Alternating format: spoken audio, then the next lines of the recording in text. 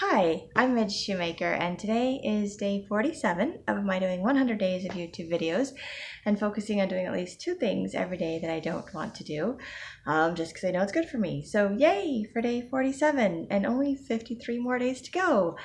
And so I realize it's been like an entire week since I've posted a video, and not because I've spent an entire week not doing things I did not want to do, just because my videos are just the things that were not getting done, which is really annoying to me because I could have a whole other 7 days closer to being done. And I'm having this internal debate where I'm going to try to make 2 or 3 videos every day to catch up with all the videos. And and then I've just decided I don't want to do that. I don't want to carry over. I don't want to hang on to everything. So this is going to be maybe a little bit longer video for the I don't want to thing, and it's just going to kind of cover my last week and the things that I can remember from every day this past week that I did not want to do, that I wanted to do, that I did, because it was good for me. So for starters, Monday, I went to work. Don't really remember a whole lot about work, but I went to work. I came home and I was tired, and I got home and it was so nice outside. I'm like, I just want to go for a walk, but I have so many things I have to do. So I came home and I started laundry because I needed to do laundry so I'd have some clean clothes. And then I didn't really want to do laundry. I was going to wait until to do it another day because I knew I had more clothes. I didn't have to do it Monday, but I did it Monday, and I'm grateful I did it Monday because I wasn't able to do it Tuesday because someone else was using the washer and I wouldn't have had clothes on Wednesday. So I was like, yes, it's a good thing I did it when I felt like I was supposed to, not when I wanted to. I also did some dishes and noticed I still had the mixer to return to my friend, and I was like, yes, that's an excuse to go for a walk because she just lives down the street. So I messaged her, and then I made dinner, and I ate dinner, and then she messaged me back and said I could bring it over, and I was like, yes. And then of course I ran into my Brazilian friend, which was fun, and she was out walking her dog, and she's like, you have time? You want to go for a walk with me? And I was like thinking of all the stuff I had to do at home, and I was like, you know what? I'm gonna go for a walk because this is gonna be fun. And so I didn't realize I was going to be doing that, but it was fun, and it was nice to run into her and ran into some other people going on a walk and just got to visit and chat with people, and it was just overall a really nice day. And then I did a couple of videos to make up for videos I hadn't done, but I didn't do the one for Monday. So I'm like, okay, there you go. And Tuesday, I don't remember the things I didn't want to do that I ended up doing, but I do remember really struggling and just feeling kind of stuck. And my sister sent me, well, my sister didn't send me anything. She posted something on Facebook about ADHD and freezing, like being frozen, and she's sitting in her car for like 20 minutes and not being able to get out and go in her house. And I don't know that I sit in my car for 20 minutes, but I lay on my couch for like hours and can't do anything. And I was doing that on Tuesday. And I sent her a message back on Facebook. I commented on her thing and I just let her know, when you share all of these things about your struggles with other people, it really helps me because that's what I needed to hear today. And that reminder that I do have ADHD and that sometimes it does get in the way of my doing things that I want to do. And that's why I'm trying to do these videos where I get myself to do things I don't want to do, because there are things that I know that need to be done. And so sometimes, even though I know that, I still struggle to get, myself to do them. And so I just told my sister it was nice to know that I'm not alone. I'm just grateful because it helped me. It helped me to feel a little bit better about myself for the day. And she was like, okay. I think she just did like a little like or smiley face on it the next time I saw it, but it did help me. And then it reminded me that maybe in some small way the stuff that I say in my videos might help other people, because you can see my struggles and my crazy and the effort that it takes for me to overcome these things in my life, and to know that it's possible, but it does take a lot of work. It does take a lot of time and effort, and it's a whole week without making a video. And so on to Wednesday. So Wednesday, I did do things. I did quite a few things, and then by the end of the day, I was just kind of worn out. That's another thing I did Monday, because I didn't journal on Sunday, which I normally do. I journaled on Monday before I went to work, which I didn't want to do, but I just didn't want to skip a day of journaling for the year. So it's just been kind of insane. So I just did a lot of catch-up stuff on Monday, and I think I was kind of worn out on Tuesday. So come Wednesday, I went to work and I did what I had to do. And I was sitting in a position that just was crazy busy at work, just crazy busy. But it was okay. I was on phones, so I got to answer phones, but I also had to do voicemails. So every time I did a voicemail message, I was passing out voicemails to other people, like, help me, because I was like 10 or 15 every time I get on here. And I'm not calling that many people back. And then, of course, I had an appointment to see the doctor. So I was like back and forth in room at the end of the day doing that. And still trying to stay long enough to make up my hours for the appointment and yada, yada, yada. And still undecided on what I was going to do as far as medications goes, and just really kind of fresher the whole thing. And so basically I told the MA what was going on. She typed up the notes. The doctor came in and he was like, this doesn't entirely make sense. It's a little contradictory. So I'm just going to hear it from you. And I was like, okay, well, I'm taking 2 medications. I started 2 medications at the same time, and I don't feel like either one of them are helping me. And I feel anxious all the time. And I realized after the appointment that it's not so much, I don't know how much of it is anxiety, because I'm trying to figure out what I'm anxious about. And usually when I have anxiety, there's some kind of a trigger, there's some kind of a trauma, there's something that I can associate it with, that I can kind of work through. There's something going on in my life or something from my past, and I can pinpoint it. And I was like, okay, but I'm just, maybe it's because I'm anxious, I haven't finished my videos, or I'm behind on things, and I'm like, just nothing was making sense. And I'm moving forward and doing some things in my life that are different, like with my song, and waiting for that to launch at the end of the month, and hoping it still launches at the end of the month. Because I've looked at it and it's still under review, and it's only supposed to be under review for 5 days. So I'm going to have to send a message or do something about it to find out why it's still under review, because that's kind of annoying. And the whole thing with my book, because I was waiting for it to get back and all of those things. So I was like, there's a lot of like things going on in my life that maybe I'm anxious about. I don't really know, but I'm like, not stuff I should be waking up in a panic about, and stuff that I've been praying about and feeling like I'm doing the right decision and doing these things. And so just really overall confused as to why I was feeling that way. And then I think it was Tuesday, or maybe it was Wednesday, I just had the thought that maybe it's the blood pressure medication. So I looked up, I Google searched at work what the medication can do. Not something I should be doing at work, by the way, but I did anyway. So I looked it up to see what the medication does. And some blood pressure medications can actually cause your heart to race. And so, or have like palpitations. So I'm like, okay, if I'm waking up like with my heart racing, I feel like I'm having a panic attack, because I've had multiple panic attacks. So if you have anxiety and you have panic attacks, my brain automatically associates it with that. It doesn't associate it with medication causing heart palpitations, because I'm thinking I'm panicking about something, and I'm like, what the heck am I panicking about? Why is my heart racing? This makes no sense. So here I am assuming that I'm having anxiety, and this thought just entered my mind, and I'm pretty sure it was a God thing, that it's possible that it's the blood pressure medication. And I was like, I'm taking blood pressure medication that's making me anxious, and great. And then I'm taking ADHD medication that's basically doing nothing. Or maybe they're just kind of canceling each other out. And I'm just like, this isn't helping. This isn't working. This isn't doing anything. So I basically told the doctor that taking the Adderall, which felt like a placebo effect to me, like it just wasn't doing anything. It wasn't making anything better. It wasn't making anything worse. I didn't notice any difference whatsoever. I know when I took the Concerta, it made a difference. And I know there's also Vyvanse, and I know there's some non-stimulant medications out there.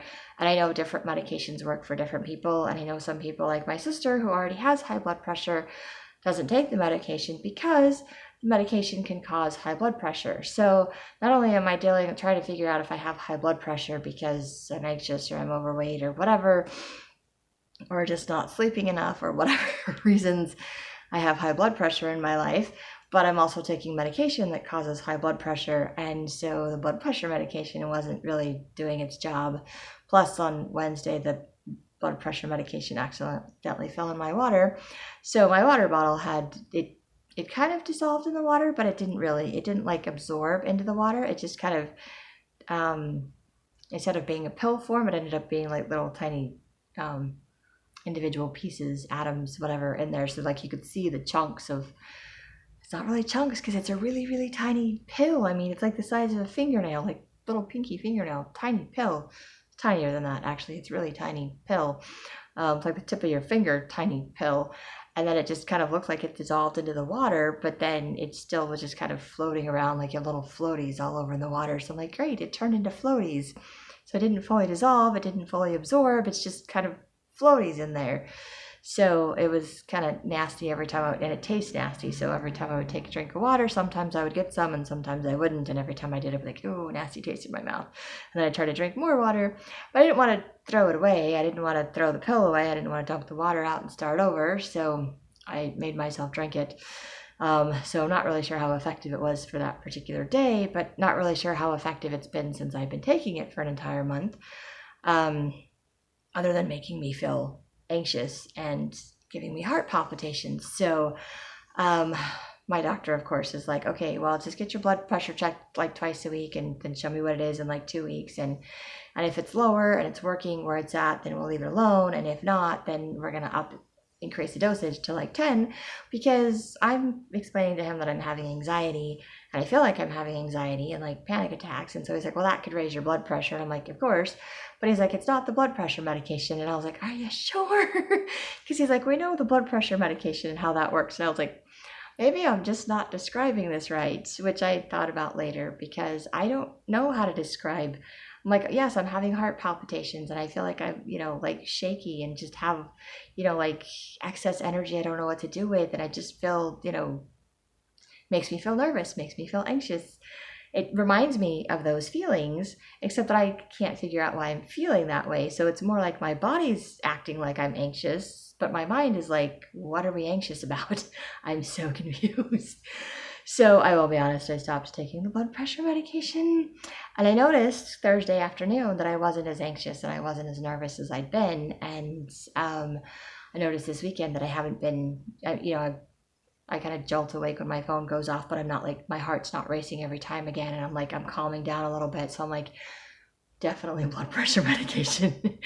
Don't need blood pressure medication keeping me awake. Don't need blood pressure medication making my heart have palpitations and thinking that I'm anxious or having panic attacks. I don't need other stuff in my life to do that. I'm perfectly capable of doing that to myself without taking medication.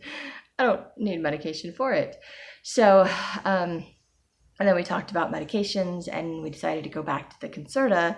But my concern with the Concerta is exactly what it was before, that they don't have the 18 milligrams and the 27 milligrams is too intense. It's too many side effects. So even though it helps me focus, I can focus really well and I'm not stressed about stuff and I'm like, I can do everything and I'm fine and it's great and I can turn my TV off and I can write in my journal and I can go to bed and I can just, I can go to bed at like 6 or 7 o'clock at night, which I can never do because I'm genuinely tired and I sleep better and all of those things.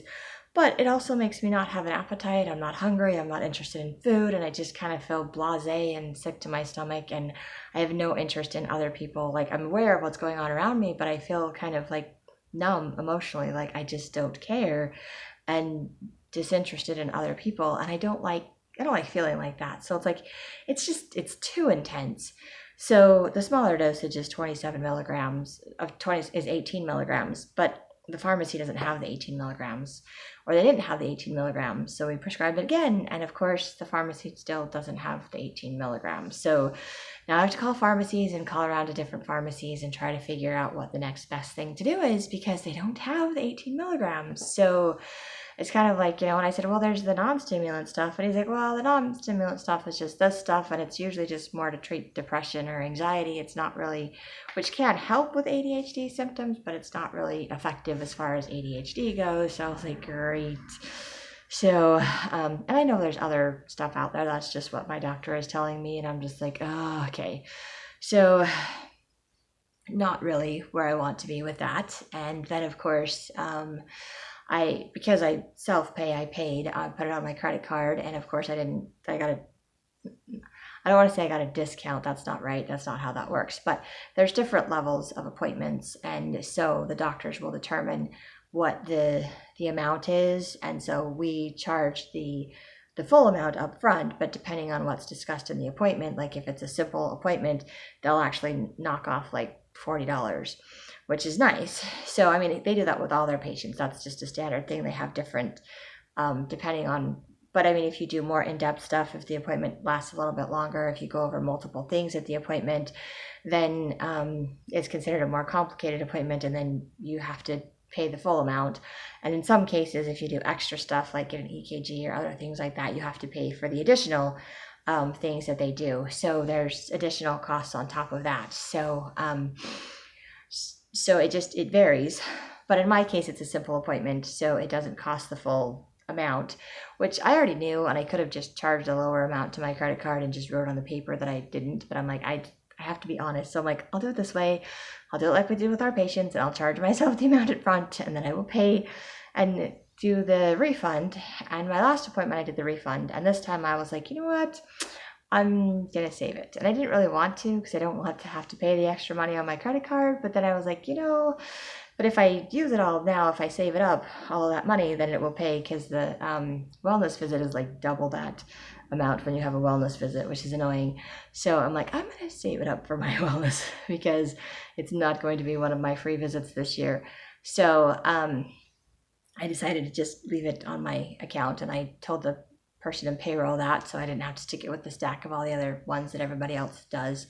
So anyway, benefit of perks of working at my job, right?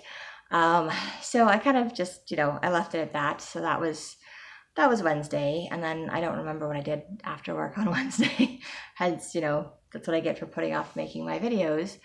And Thursday, I was having issues with my wrist, and I don't know, somebody billing was talking about it, someone in billing, and they're like, hey, what happened to your wrist? And I'm like, it's just an old injury, it just acts up. But I'm like, I know I should make an appointment with one of the doctors about it, because he specializes in sports medicine, even though he does family practice, and he's the only one that does like cortisone shots in the hand and the wrist and stuff, and all the rest of them do it other places. I think the rest of them could do in the wrist, but he does hand and specializes in things like that. So I'm just kind of like, he's probably the best person in the office to see, but he's always like totally way far booked out, and I don't want to spend the extra money. I don't want to get the shot, but my wrist has been acting up a lot, and maybe it's because I've been doing a lot more writing.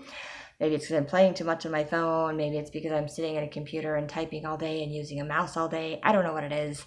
And maybe it's just because it is an injury, and because, I tore the cartilage and the ligaments in my wrist when I was in high school. So really old injury, not really anything to get into, but a lot of scar tissue and stuff that builds up and age and time. And it just, it aches every once in a while, and it just is annoying.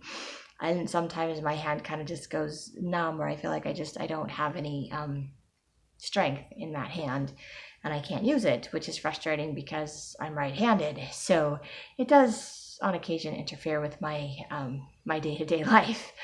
So it's not a constant thing. It's not constantly annoying me. It's just occasionally, and it's mostly just annoying. It's not super painful, but I also have a really high tolerance for pain, so not a really good judge or gauge for that.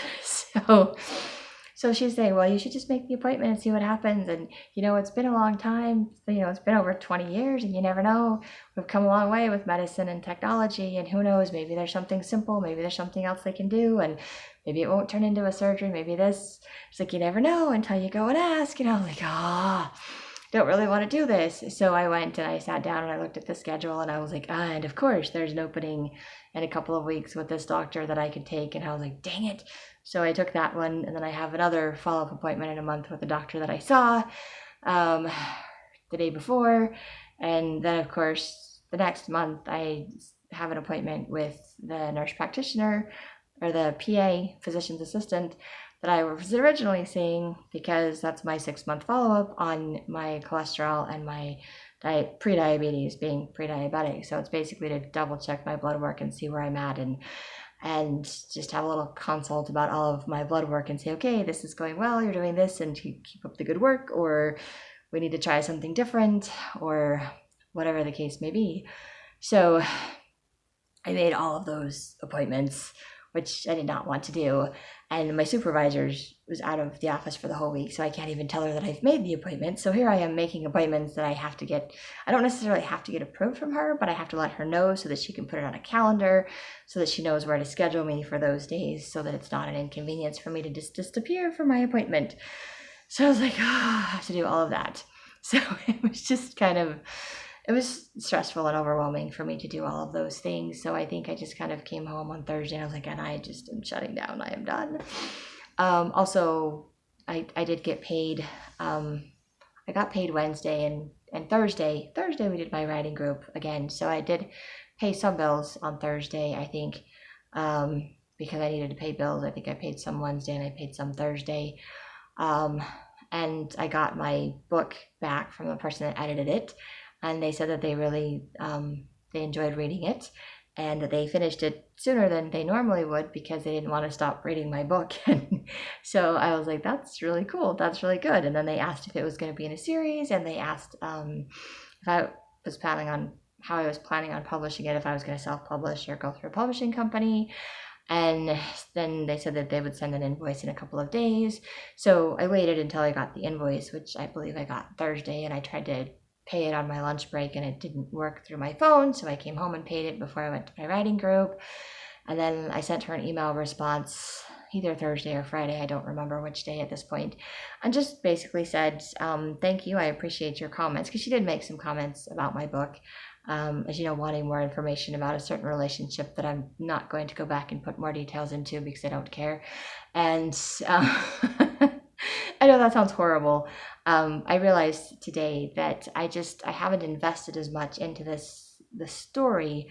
Like some of my story ideas that I'm trying to turn into books, I've had playing in my brain for like over 20 years, like literally over 20 years. And I just haven't thought to write them down or had the courage to write them down or had the courage to share them with people. And so this particular story has probably only been in my head for like 5 years, maybe. And it was kind of a book that I created to just explain another book that I'd already written and didn't realize that I wrote it the wrong way. I wrote it for me, which is fantastic, but I didn't write it so that other people could understand it or write to the reader.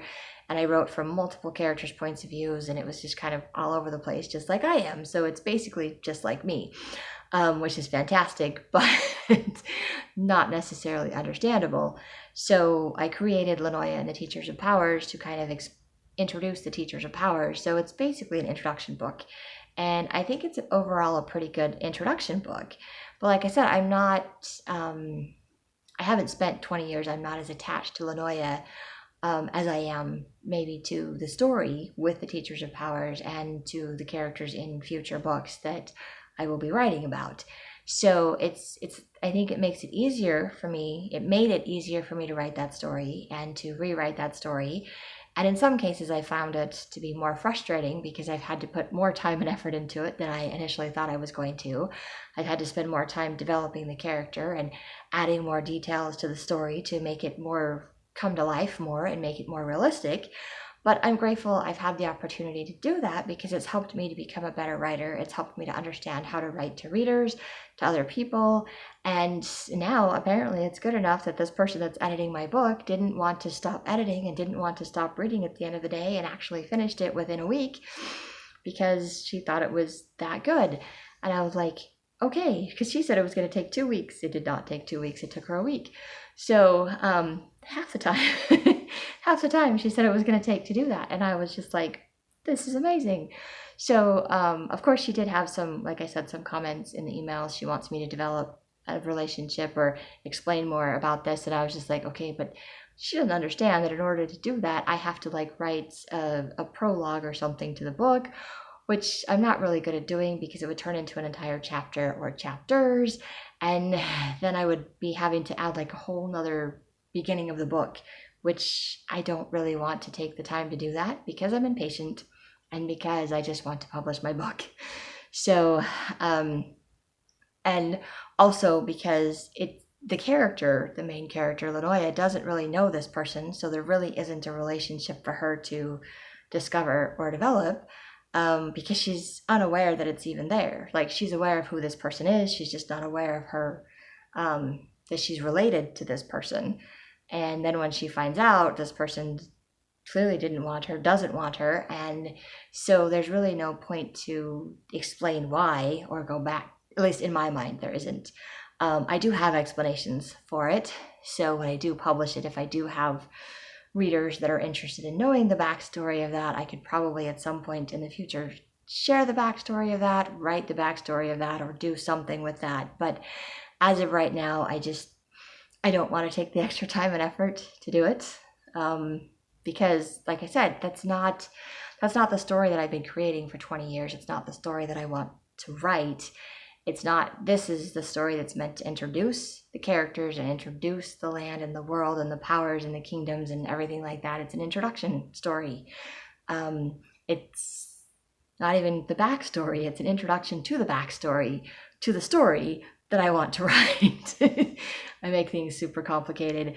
So having to do a backstory on a story that's an introduction to a backstory is a whole lot more work, and it just feels like it's going to take that much longer before I get to the actual story that I really want to write, or the story that I want to tell. And I realize that I can write them simultaneously. I have been, and I could probably publish them simultaneously if I get them written. There are other ones written, not simultaneously with Noi and the Teachers of Powers. That's the only one that's written. But in the process of the next few books, I could probably do that or do something with it. Anyway, I apologize. It's going to be a long video, and I ramble. I get excited and distracted by my stories. So, and there's a point for sharing that. It's more along the lines of other things. But anyway, so anyway, Thursday, I had my writing group. So I went to my writing group, and I had the thought, I just took my vision board with me that my vision board friend helped me make. And I just said, I don't really have a whole thought, but I have a whole bunch of thoughts all over my vision board. So I'm just going to share a couple of them and things that help me and remind me, and just something to kind of, every once in a while when I actually do read it, it's inspiring. And I just thought it was, a nice thought to remind everybody to just put up things that are inspiring, to remind you to keep going and not stop, and that you have value, and that what you're doing is of value and it's worth doing. So that was kind of my thought for my writing group. So that's what I did Thursday.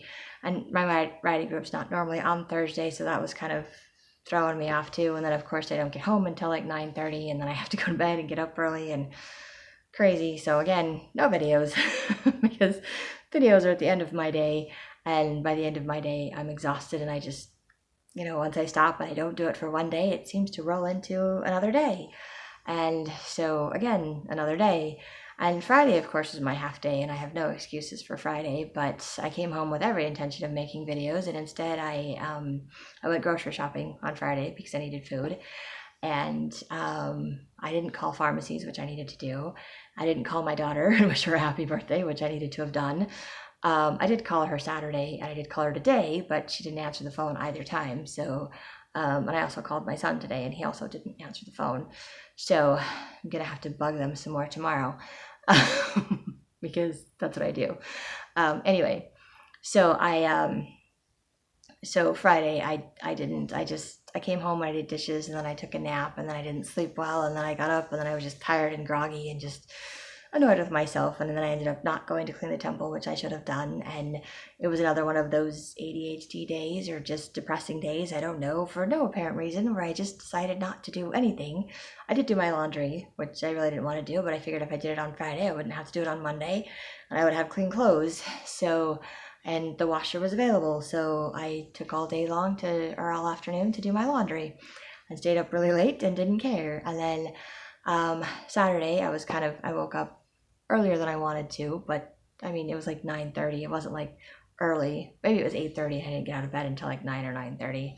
That's probably more accurate, but that's definitely sleeping in from the 5 or 6 o'clock that I normally have to get up to go to work. So it was fantastic for me. But then I checked my email, which goes back to which I didn't really want to do. I just didn't want to get out of bed. So I was just scrolling through my phone to find something to do to avoid getting out of bed.